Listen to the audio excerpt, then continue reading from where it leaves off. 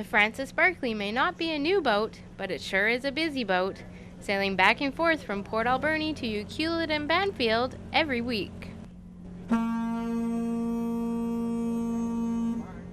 was built in the late 1950s, and it's starting to show its age. It's not young by any standard, but it's quite serviceable. It's ideal size. It's not too big for this operation. We sail 3 days a week to Banfield, 3 days a week to Ucluelet during the summer months. Probably the middle of September there, we stop going to Ucluelet, and then it's just every Tuesday, Thursday, and Saturday to Banfield. And with the abundance of wildlife in and around the area, you never know what you'll see next. Not every day, but we do see a lot of whales, some humpbacks. Not too often we see orcas. We have seen an elephant seal, which are, they're very rare but interesting. And of course, the odd bear on the beach. We keep looking for those guys.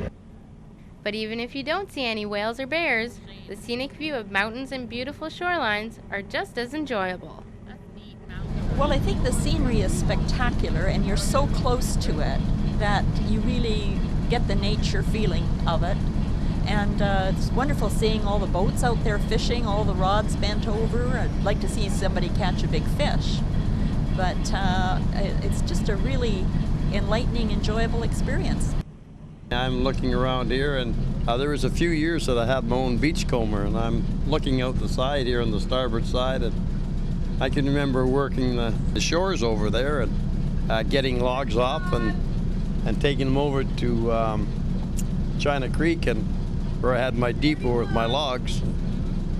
So yeah, it brings back lots of good memories.